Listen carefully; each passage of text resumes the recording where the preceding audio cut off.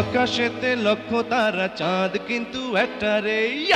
জাতীয় চলচ্চিত্র পুরস্কার প্রাপ্ত অভিনেত্রী সাদিকা পারভীন পপি দর্শকদের উপহার দিয়েছেন অনেক সুপারহিট সিনেমা, পেয়েছেন কোটি ভক্তের ভালোবাসাও। অজানা কারণে হঠাৎ করেই দর্শকপ্রিয় এই নায়িকা দীর্ঘ সময় অন্তরালে ছিলেন। সম্প্রতি নতুন করে আলোচনায় এলে এবার তাকে নিয়ে মুখ খুললেন চিত্রনায়ক ওমর সানি। পপির আড়ালে যাওয়ার রহস্য খুঁজতে বেরিয়ে আসে তার গোপন সংসার ও সন্তান জন্মের খবর। বিয়ে করে এখন পুরোদস্তুর সংসারী পপি, সবিজের কারোর সঙ্গে তার যোগাযোগ নেই তেমন। সম্প্রতি পপির বিরুদ্ধে জমি দখলের চেষ্টার অভিযোগ উঠেছে। এ নিয়ে তার বিরুদ্ধে থানায় জিডি করেছেন নায়িকার বোন ফিরোজা পারভীন। সোমবার খুলনার সোনাডাঙ্গা মডেল থানায় জিডি করা হয়। স্যান্ডেলিনা সো, রূপচর্চায় আভিজাত্য।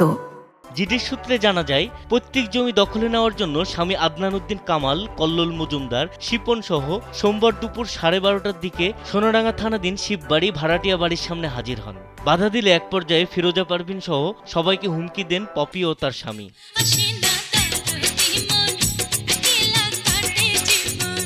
এ ঘটনার পর আড়াল থেকে বেরিয়ে ক্যামেরার সামনে এসে মুখ খোলেন পপি। দীর্ঘ 3 বছর পর জনসম্মুখে এসে পরিবারের বিরুদ্ধে অভিযোগ জানিয়ে ভিডিও প্রকাশ করে বলেন, দেহটা ছাড়া কিছুই ছিল না তার। হঠাৎ আলোচনায় উঠে আসার পরই তাকে নিয়ে কথা বলা শুরু করেছেন ইন্ডাস্ট্রির সহকর্মীরা। 2 হাতে দিতে পেরেছি, লুটাতে পেরেছি, তখন আমি আমার পরিবারের কাছে অনেক প্রিয় একজন মানুষ ছিলাম। নায়িকা পপির ঢালিউডে অভিষেক হওয়া কুলি সিনেমায় তার বিপরীতে ছিলেন চিত্রনায়ক ওমর সানি।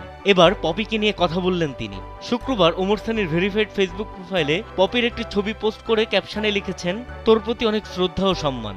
যোগাযোগ রাখিস না সেটা অন্য কথা, কিন্তু আমাদের দোয়া তোর জন্য মাটি থেকে আকাশ অবধি। আল্লাহ তোকে ভালো রাখুক। কিছু কথা বুঝে নিতে হয়।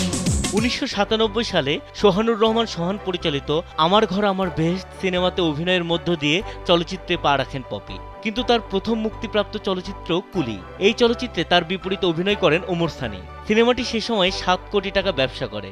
এরপর আর পিছু ফিরে তাকাতে হয়নি তাকে।